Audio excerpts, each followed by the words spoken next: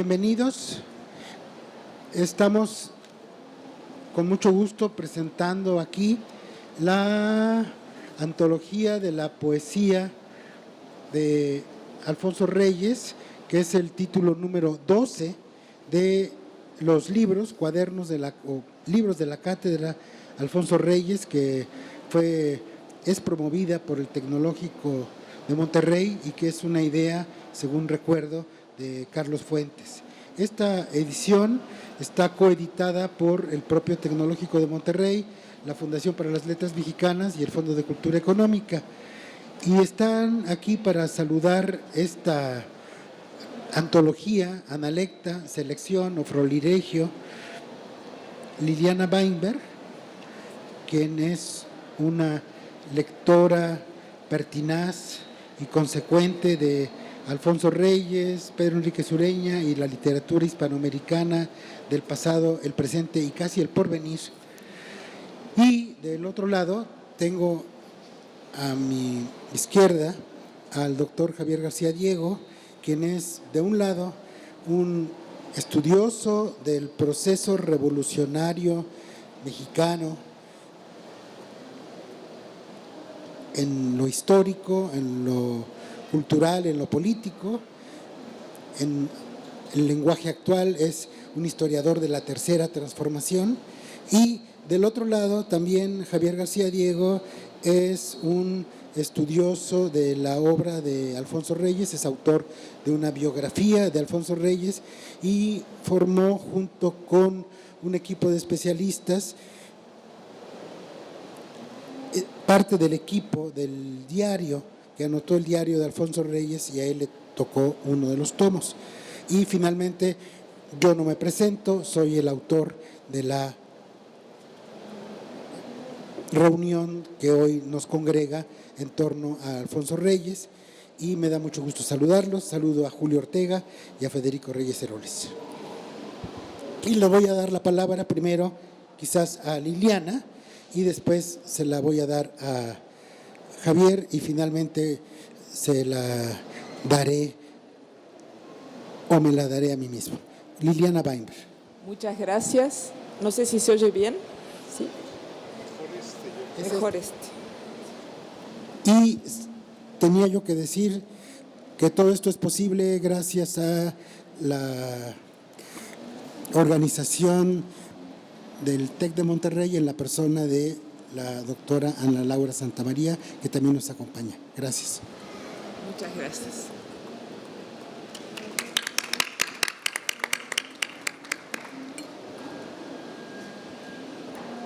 Bueno, ¿sí se escucha bien? Sí. Vamos a presentar entonces este volumen 12, que es la antología de la poesía de Alfonso Reyes, prologada por Adolfo Castañón.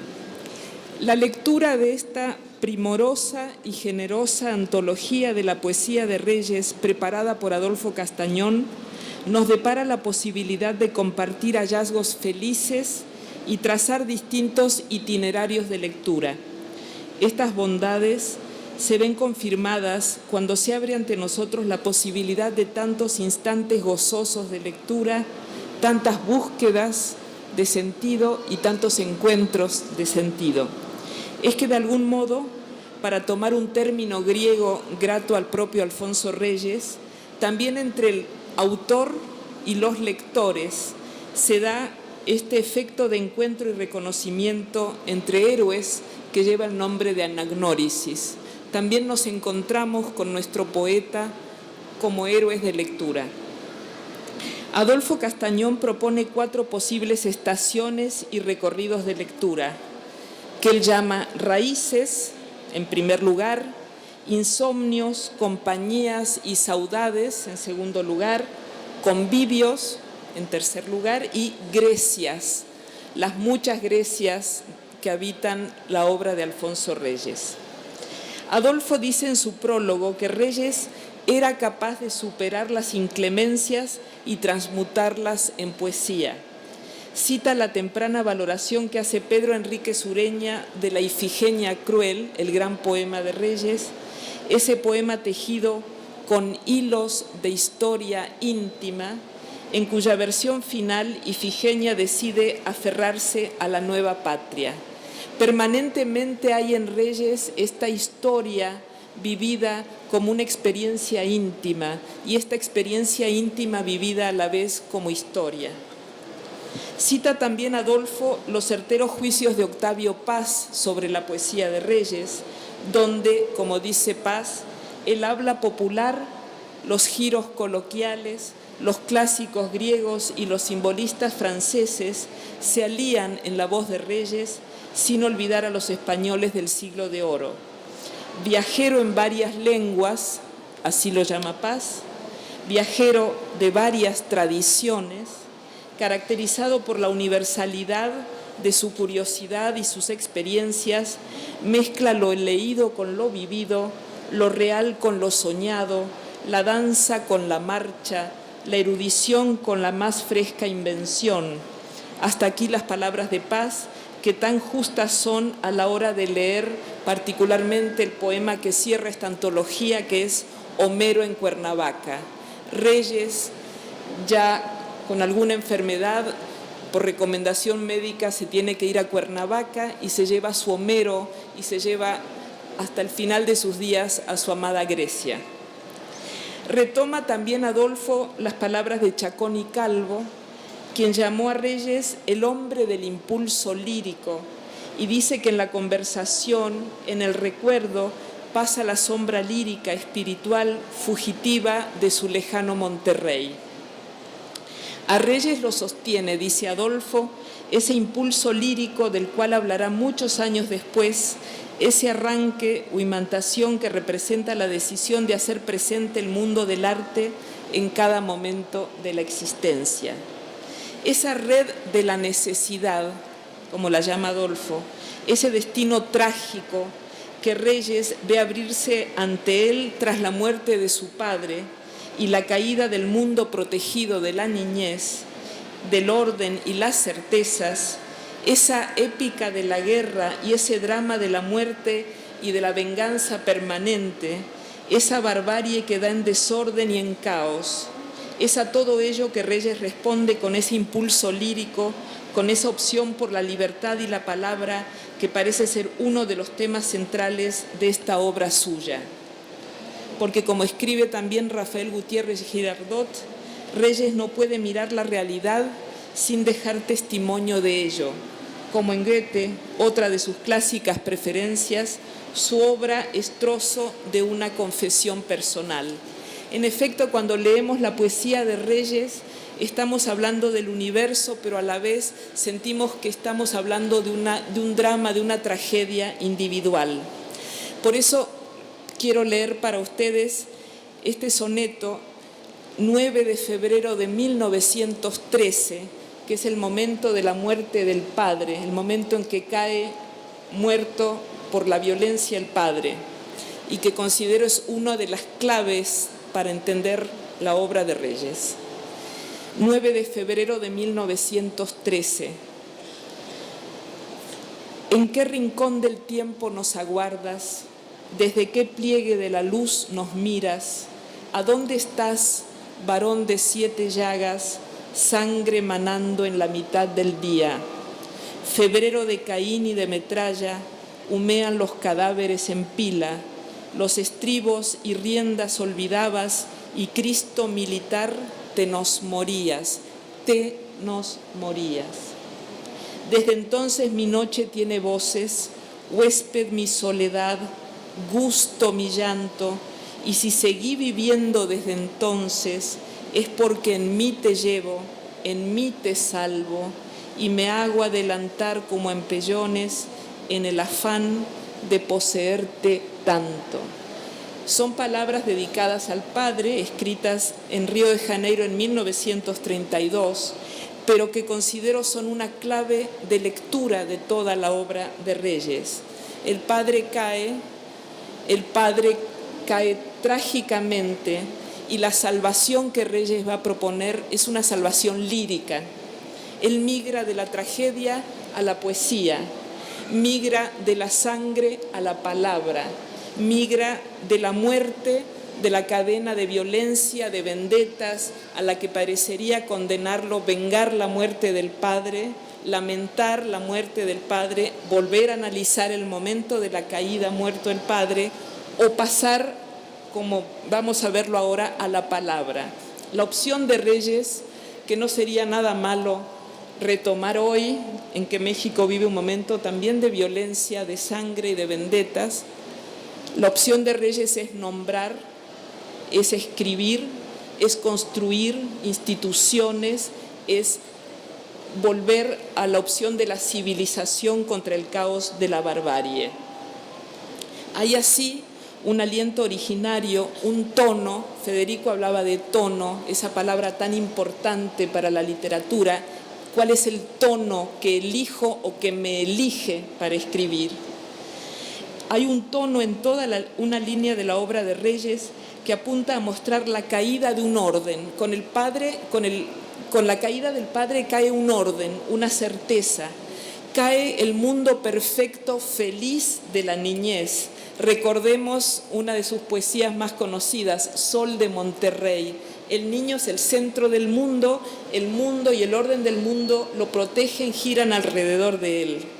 Dice Reyes en Sol de Monterrey: no cabe duda, de niño a mí me seguía el sol. Yo no conocía en mi infancia sombra sino resolana. Todo era sol, todo era centro, todo era perfección. El padre vivía, el padre le garantizaba un orden, pero es también la caída del mundo de los héroes guerreros, de un mundo sostenido por los mayores. Como dice un viejo en otra poesía: siento que como un atlas, un mundo es sostenido mirando las legiones de siglos a mis pies. Atlas, este héroe que sostiene todo el mundo con sus espaldas. Entonces, uno de los grandes temas a que nos habilita la antología de Adolfo es leer la poesía, la producción, el pensamiento de Reyes como una caída del mundo de los héroes, una caída seguida de la imposibilidad, pero también de la negativa a volver a ese mundo. Él tiene que elegir entre restaurar el viejo orden, instalarse permanentemente en la tragedia, o recuperar una salida que es la lírica, que es la poesía, que es la palabra, la creación.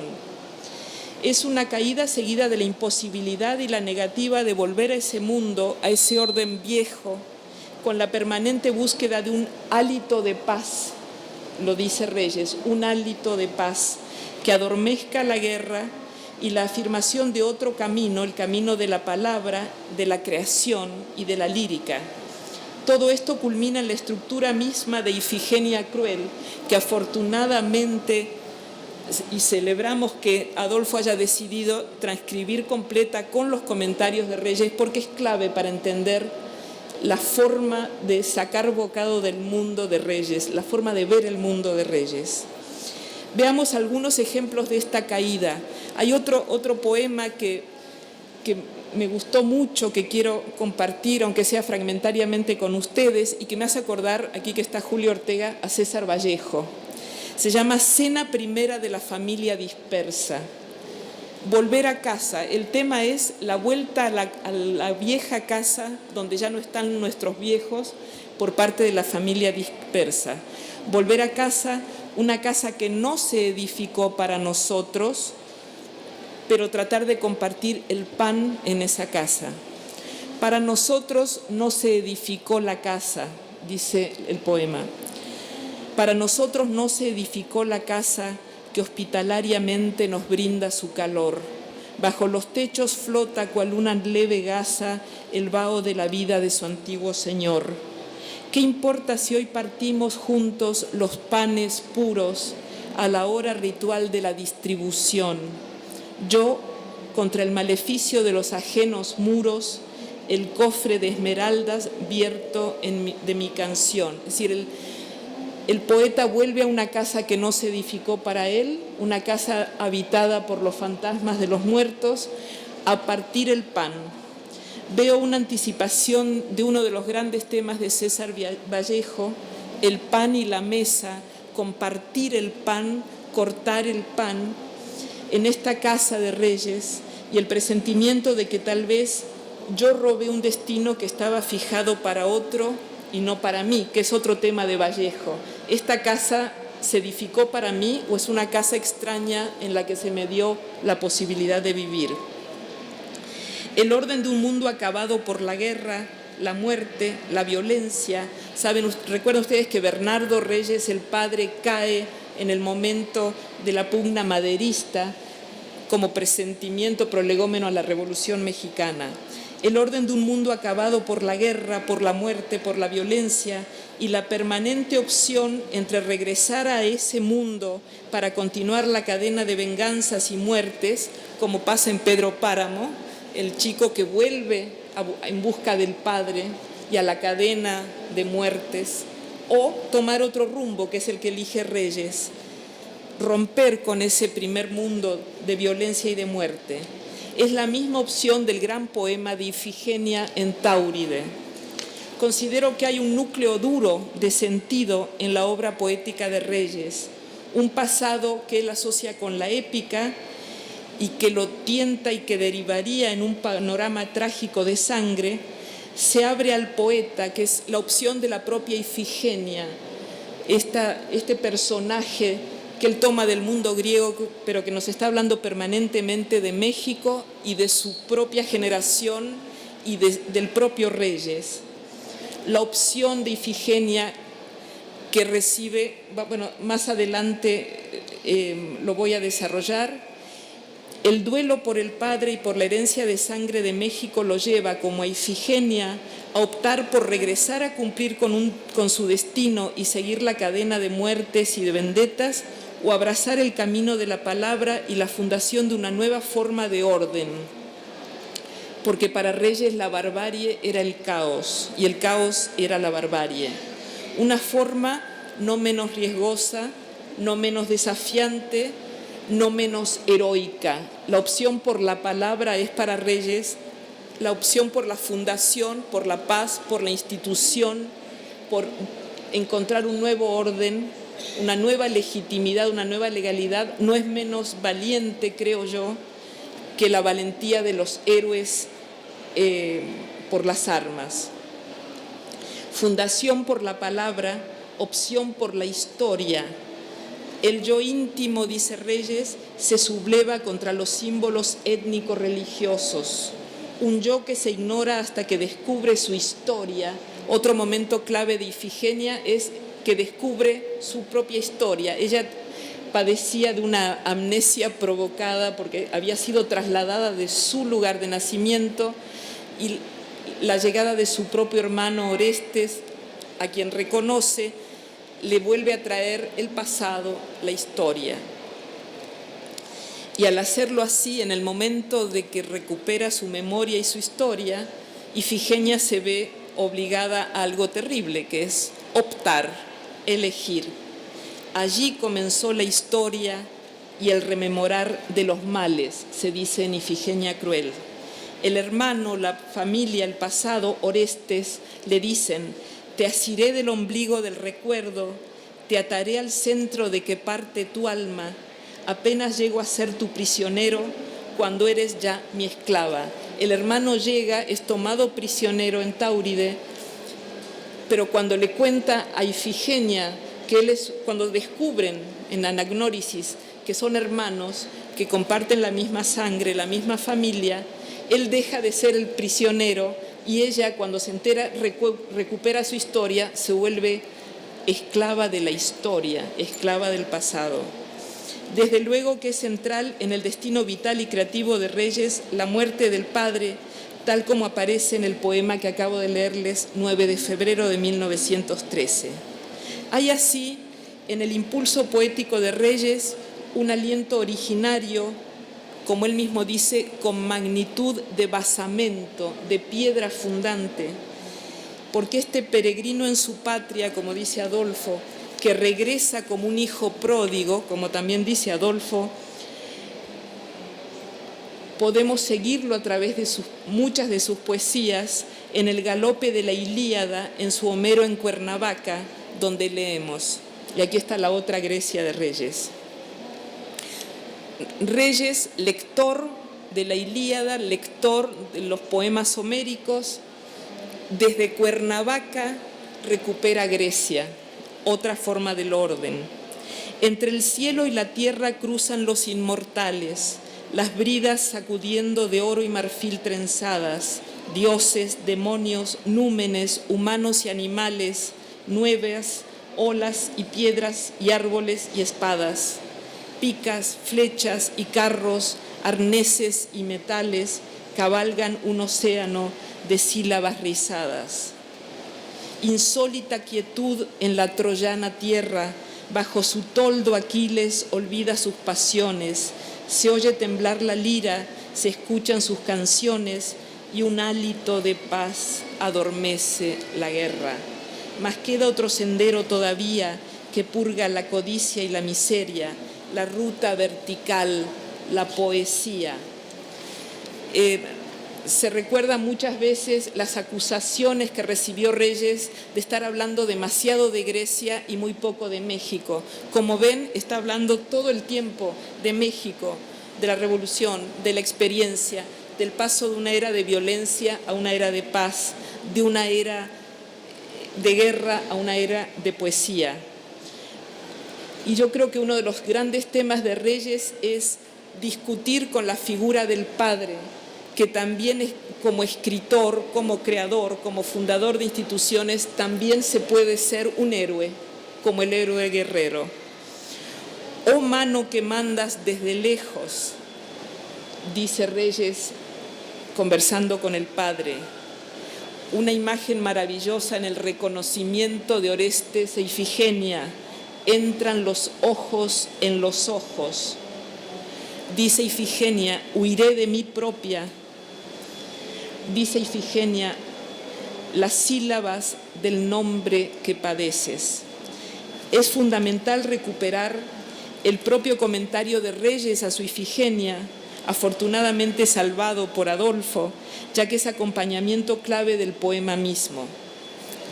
Les leo palabras de Reyes comentando su Ifigenia. Adviértase que mi anagnórisis o agnición, es decir, el reconocimiento entre los dos héroes, cobra así un sentido profundo. En las versiones de la tragedia griega, Orestes e Ifigenia saben bien quiénes son y simplemente se reconocen el uno al otro. Entonces, en la tragedia original, los hermanos se encuentran e Ifigenia sigue su destino. Como pasa en la tragedia, hay un reconocimiento del destino y acatar el destino. En la tragedia griega hay que acatar el destino. En mi interpretación, dice Reyes, que es la interpretación mexicana, Ifigenia se ignora y solo se identifica a sí misma al tiempo de reconocer a Orestes. La anagnórisis cala hasta otro plano interior, como cuando en Sófocles Edipo descubre que él es quien mató a su padre y quien desposó a su propia madre, condiciones que antes ignoraba. Cuando Ifigenia opta no por su destino, sino por su libertad y se resuelve a rehacer su vida humildemente, oponiendo un hasta aquí a las persecuciones y rencores políticos de su tierra, opera en cierto modo la redención de su raza mediante procedimientos dudosamente helénicos desde el punto de vista filológico, dice Reyes, aunque también hay en la lírica griega instantes en que el yo íntimo se subleva contra los signos étnicos y religiosos y aún se burla de ellos en nombre de la libertad personal. En la Ifigenia leemos, y llámate a ti misma como quieras, ya abriste pausa en los destinos donde brinca la fuente de tu libertad. Entonces, a diferencia de la Ifigenia original, la Ifigenia ateniense, que obedece su destino, esta Ifigenia rebelde decide por la historia, decide por la libertad. Se rompe así una genealogía, se rompe el destino que se creía marcado por las estrellas y se cumplen Reyes, como en la historia hispanoamericana toda, ese momento de elección entre seguir con el circuito de la violencia y de la sangre o pasar a otra etapa menos ruidosa, menos vistosa, que es la superación de sí mismo y la construcción de un nuevo orden legal e institucional para frenar la espiral de muerte y venganza. Esta opción, que parece que nos condujera a siglos anteriores de la historia de América Latina, es también una opción que debemos enfrentar hoy. El héroe, un héroe que no es el héroe de la espada y de la batalla, que es un héroe callado, que es un héroe escritor. El héroe, liberado de las ataduras de una historia de sangre y venganza, se tiene que inventar a sí mismo, se hace escritor, civilizador y fundador de instituciones. Me refiero al tema de la Ifigenia, me refiero a Reyes, me refiero a México, me refiero a este gran fundador de cultura, de instituciones, de letras y sobre todo a este gran refundador de sí mismo, ese regiomontano universal que es Alfonso Reyes y que siempre nos convoca. Muchas gracias.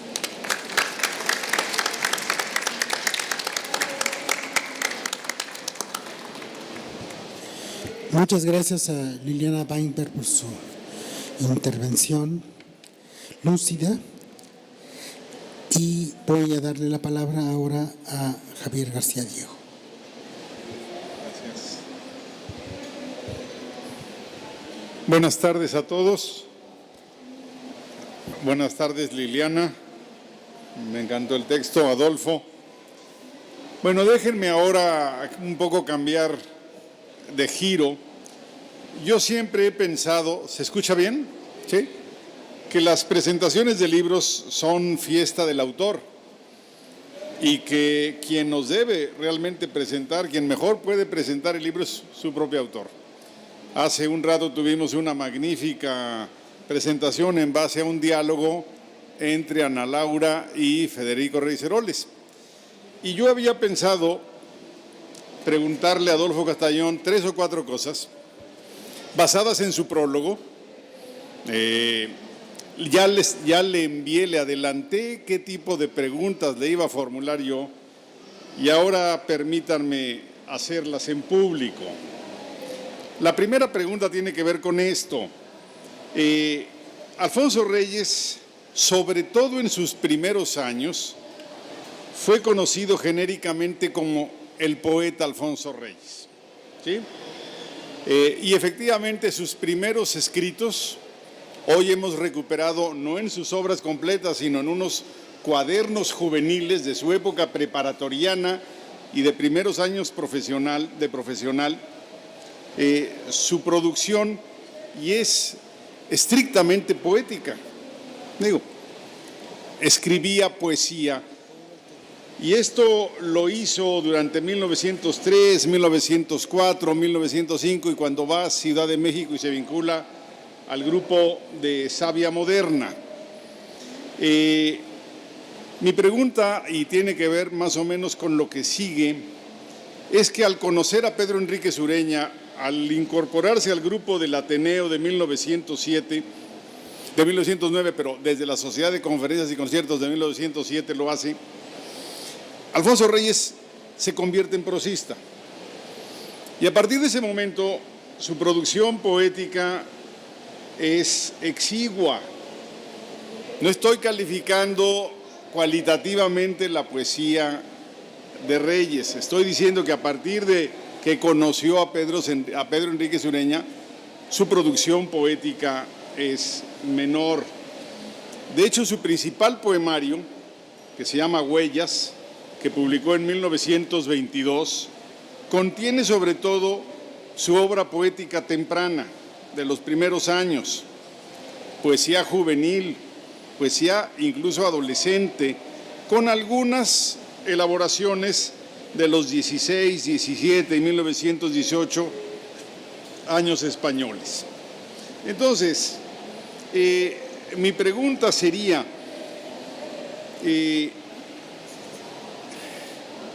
¿podemos identificar la obra de Alfonso Reyes, así como identificamos la poesía de Ramón Xirau con Barcelona? Podemos decir, utilizando el concepto que usas, Adolfo, página 21, pero lo usas en referencia a lo que comenta Chacón y Calvo, su amigo cubano. si el impulso lírico de Alfonso Reyes está vinculado a Monterrey. Esa sería una primera pregunta. Luego podemos encontrar impulsos líricos identificados con otras geografías, pero yo no identifico al Alfonso Reyes poeta en París, en Madrid, tal vez algo en Río y singularmente en Cuernavaca. Me gustó por eso la incorporación que hizo Liliana de su Homero en Cuernavaca. Pero repito, para mí sí hay un parteaguas, claro, se requiere matiz, no crean que es un parteaguas así bíblico, no es un parteaguas bíblico. Simplemente creo que a partir de 1907, de su contacto con el grupo del Ateneo y con Pedro Enríquez Ureña, Alfonso Reyes pasó a ser mayoritariamente poeta. Segunda pregunta sería, tú dices en tu página 10 que Alfonso Reyes como poeta tuvo una amplia recepción. Yo te pregunto si hoy en día se lee la poesía de Alfonso Reyes. Si estamos más bien ante un autor que es más identificado con su prosa. En tu página 33, o a partir de tu página 33, yo te pregunto, ¿hoy qué prevalece? ¿El Reyes prosista, el Reyes poeta? ¿Dónde está la mayor aportación para el lector contemporáneo, si en la poesía o en la prosa de Alfonso Reyes? Voy a dejarte estas dos preguntas. Si hay tiempo, tengo otras. Pero estas, bueno, que son temas que conoces mejor que nadie. Mejor que cualquiera, para ser más. Bueno, que algunos. Muchas gracias, querido Javier. Estoy muy contento de estar aquí con ustedes. Me emociona mucho que esté aquí Liliana Weinberg, hija de un gran editor, Gregorio Weinberg. Me emociona que esté aquí Federico Reyes Heroles, cuyo padre, Jesús Reyes Heroles, era amigo de Jesús Castañón Rodríguez, quien prologó el discurso en la Universidad de Salamanca con motivo del doctorado honoris causa de Reyes Heroles. Y también me emociona que esté aquí Julio Ortega, que en cierto modo me representa América Latina igual que Liliana, y por supuesto también me emociona que esté mi querido amigo Javier. Tú dices que Reyes, el joven Reyes, y es cierto, era mayoritariamente poeta, eso es innegable. Yo creo que lo que sucede cuando conoce a Pedro Enríquez Ureña es que Reyes se da cuenta de que la poesía es un ejercicio, es una gimnasia privada, es un ejercicio de catarsis e introspección y que tiene que ver más bien con la medicina que con la política y la publicidad. Y en ese contexto también, junto con la influencia de Enríquez Ureña, viene el descubrimiento de que además de la poesía está la prosa en un sentido amplio, pero en un sentido más estricto relacionado con la poesía está la filología y están los estudios que tienen que ver con el conocimiento de la poesía. Y aquí aparece la figura de Góngora. Entonces yo diría que Reyes fue, como lo dice él mismo, fue poeta toda su vida, desde el principio hasta el final, y que en cierto modo ese estar anclado en lo interior a la poesía es algo que le da a su prosa y a su pensamiento una dignidad y un florecimiento y una exactitud muy particulares. Y ese anclaje está girando en torno a dos ejes. En el ámbito hispánico, en torno a Góngora. Reyes no solo leyó a Góngora así como por gusto, por hobby, no. Reyes se pone a mirar a los ojos y a ir de camino con el primer editor de la obra completa de Góngora, Raymond Fulcher del Bosc, y le ayuda a Fulcher a establecer los textos de la poesía de Góngora, que curiosamente, la ironía del tiempo es muy interesante, le va a abrir paso no solo como un conocedor de Góngora o que había ayudado a este profesor francés, sino que le va a abrir paso a otros gongoristas, a otros amigos poetas que estaban gongorizando al mismo tiempo en España, como son Damois Alonso, Gerardo Diego, Rafael Alberti y toda la generación, digamos, del 27. En ese contexto, aunque no me lo has preguntado, yo diría que Reyes no lo entenderíamos muy bien si lo entendemos como una especie de posmodernista mexicano. No, yo diría que Reyes hay que entenderlo mejor desde la perspectiva de que es uno de los miembros ultramarinos de la generación del 27. Y esto ya me lleva a la segunda pregunta a propósito de si se lee o no se lee Reyes. Yo creo que sí se lee. Y Reyes poeta. Y la prueba es esta apuesta que ha hecho el Tecnológico de Monterrey de hacer un volumen dedicado a la poesía. Y ya me voy a meter un poco a hablar de la historia de este volumen. Este volumen me fue encargado formalmente por Alberto Enríquez Perea para los libros de la cátedra, con una cierta, digamos, estructura que yo respeté y con una cierta conceptualización.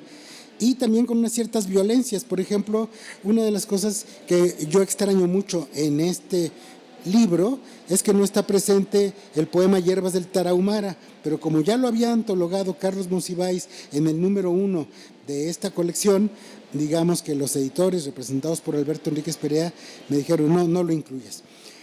La segunda es que hace unas semanas, hablando con Julio Ortega por correo, comunicando con Julio Ortega por correo, me dijo Julio que en realidad la idea de que yo me ocupara de esto tenía que ver con que el autor original de la colección, de la antología, iba a ser un gran lector de Alfonso Reyes, que es José Emilio Pacheco.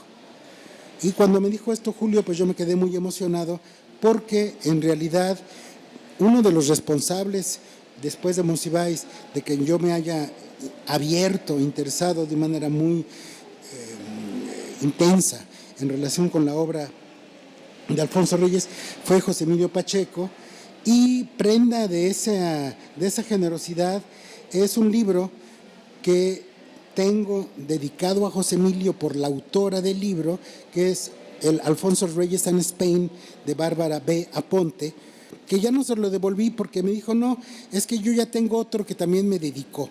Entonces yo tengo uno dedicado a José Emilio y en la biblioteca de José Emilio hay otro dedicado a José Emilio.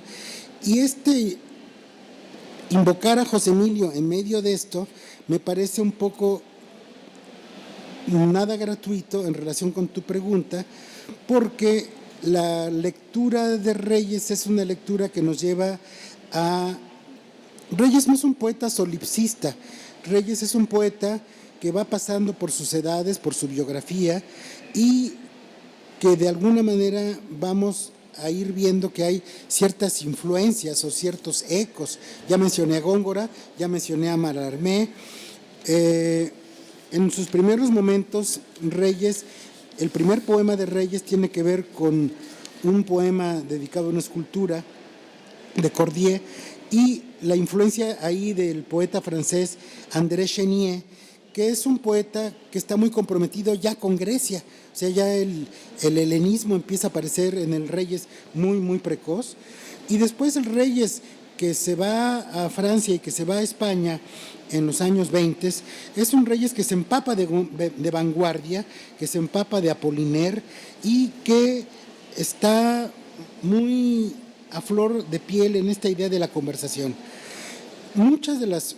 El otro gran polo, dije Góngora, es Mallarmé, y yo diría que atrás de Mallarmé hay dos escritores que se puede documentar que leyó Reyes muy intensamente y muy entrañablemente, que es Paul Verlaine y Max Jacob.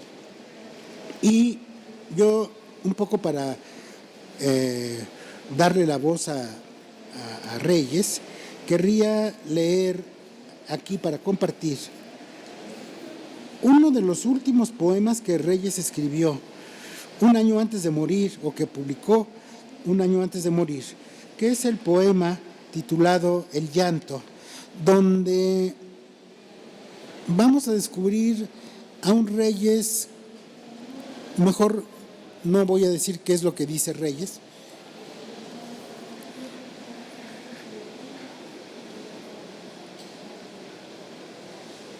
El llanto. Al declinar la tarde se acercan los amigos, pero la vocecita no deja de llorar. Cerramos las ventanas, las puertas, los postigos, pero sigue cayendo la gota de pesar. No sabemos de dónde viene la vocecita. Registramos la granja, el establo, el pajar, el campo en la tibieza del blando sol dormita, pero la vocecita no deja de llorar. La noria que chirría, dicen los más agudos. Pero si aquí no hay norias, qué cosa singular. Se contemplan atónitos, se van quedando mudos, porque la vocecita no deja de llorar. Ya es franca de sazón lo que antes era risa, y se adueña de todos un vago malestar, y todos se despiden y se escapan deprisa, porque la vocecita no deja de llorar. Cuando llega la noche, ya el cielo es un sollozo, y hasta finge un sollozo la leña del hogar. A solas, sin hablarnos, lloramos sin embozo, porque la vocecita no deja de llorar. Un poeta que escribe esto un año antes de morir no se quedó siendo poeta nada más de poeta niño. Déjame, Adolfo, hacerte otra pregunta que ya te había adelantado. Aunque lo que acabas de mencionar de Góngora me remite otra vez al Alfonso Reyes joven. Tú en tu antología pusiste Los pavos de mi infancia, fechado en 1903 en París, precisamente cuando está trabajando con Fulché del Bosc. Y en otro momento dice Alfonso Reyes, que me pareció precioso, dice: a mí de niño me gustaban los pavos reales. Entre las aves, mis favoritas eran la urraca y los pavos reales. Dice, a un niño que le gustan los pavos reales, está destinado a que en literatura le guste Góngora. O sea, el símil Góngora como el pavo real de la literatura, ¿no? Sí, totalmente de acuerdo. ¿Sí? Pero rescata el poema mucho más tarde. Sí, sí. No, esto es una provocación. Y ahí va la última. ¿Estarías de acuerdo? A ver, Octavio Paz tuvo varias expresiones sobre la poesía de Reyes en diferentes momentos. Tal vez la primera fue en aquel prólogo que hizo a la antología de poesía que le pidió la UNESCO, en donde dice más o menos que es un modernista, y Alfonso Reyes en carta le dice a Octavio Paz: nunca fui modernista. Entonces Paz corrige y dice: bueno, usted estuvo en el tránsito entre modernistas y contemporáneos, pero a eso no voy. A lo que voy es a lo que sigue. En síntesis, Octavio Paz decía que la poesía de Alfonso Reyes era una poesía carente de pasión. ¿Estarías de acuerdo en ello, mi querido Adolfo? Bueno, no encontré el lugar textual de tu pregunta, porque nunca lo dice así. Y no podía ser que fuera un poeta carente de pasión, el poeta catártico de Ifigenia Cruel. Pero, en abono de la conversación, diría que lo que hace Reyes es hacer poesía después de la pasión que fue Ifigenia Cruel y el gran poema catártico que está inspirado, por cierto, en la Ifigenia en Tauride de Goethe, y que es una forma en la cual Reyes se pone en un escenario, digamos, clásico para poder desnudarse. Y yo creo que no, Reyes es un poeta muy, muy apasionado y a veces hasta indiscreto. Pero traigo aquí este libro, que es la antología de la poesía de Alfonso Reyes, que se publicó en la editorial Vuelta, que era dirigida por Octavio Paz y que fue hecha por Gerardo Denis, casi completa, como él mismo lo dice, casi completamente como lo mismo lo dice el mismo Denis en el prólogo, porque Reyes metió mano en ella. Paz metió mano en ella, porque para Paz Reyes era una cosa demasiado seria como para nada más que lo hiciera Denis. Entonces, por cierto, no quisiera... O sea, esta antología se publicó en la editorial que dirigía Octavio Paz y la presentamos juntos, y aquí viene la firma de Paz. Bueno, regreso a la relación de Reyes con Paz para decir que Reyes está adentro de la poesía y de la prosa y del pensamiento, Alfonso Reyes está dentro de la poesía y la prosa y el pensamiento de Octavio Paz, y hay una gran cantidad de guiños, continuidades, intermitencias, alusiones de Paz a Reyes que son sistemáticas. Y nada más voy a decir dos. Uno, el famoso poema nocturno de San Ildefonso de Octavio Paz está inspirado en un San Ildefonso de Reyes, y otro, uno de los últimos libros de Octavio Paz, que tiene que ver con la situación de la poesía en el mundo, se llama La Otra Voz, y Otra Voz es el título de uno de los poemas de Reyes. Y creo que hay una fluidez en la conversación. Ahora bien, lo que dice Javier tiene otro filo, y ya con eso corto, que es que a Octavio le incomodaba un poco, a Octavio Paz, este ejercicio de poesía que practicaba Mallarmé y que practicaba Sor Juana, que era el de mandarse recaditos con los regalos, hacer dedicatorias, hacer juegos literarios. Eso el Paz, digamos, vanguardista, lo aceptaba siempre rodeado, digamos, de un laboratorio, pero no podía estar en la vida. Y en cambio Reyes lo hacía como una praxis cotidiana, y de hecho hay un tomo entero de esta poesía cortesana o de cortesía en la obra completa de Alfonso Reyes. Y entonces, para contestar a tu pregunta, te diría que en parte sí y en parte no. Vamos ya a concluir. Nada más quisiera yo decir dos cosas.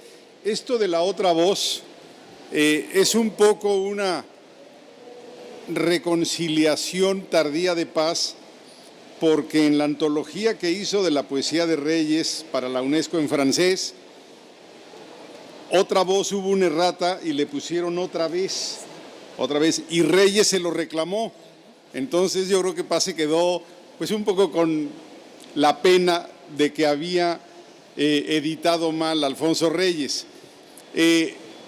Tuvieron muchos momentos de encuentro, tan es así que Alfonso Reyes le pagó la edición, no solamente de Libertad bajo palabra, ahora encuentro que también lo ayudó en el pago de Águila o Sol. Pero sí quisiera concluir, si nos permite Ana Laura. Hay una frase de Octavio Paz sobre Alfonso Reyes que a mí me parece una de las mejores definiciones de Alfonso Reyes, y un momento de generosidad de Octavio Paz que no era, digamos, el talante permanente en su vida. Y más cuando se trataba de otros escritores. Dijo alguna vez Octavio Paz: Alfonso Reyes no es un escritor, Alfonso Reyes es un grupo de escritores, y eso me parece maravilloso. Muchas gracias y buenas tardes.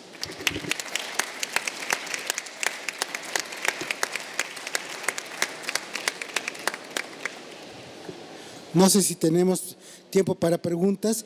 Yo creo que no, porque ya estamos realmente al final. Y una pregunta sobre un grupo de escritores, pues no da para el poco tiempo que tenemos. Saludo a Coral Bracho y saludo también a Ethel Krause y a los de la próxima mesa.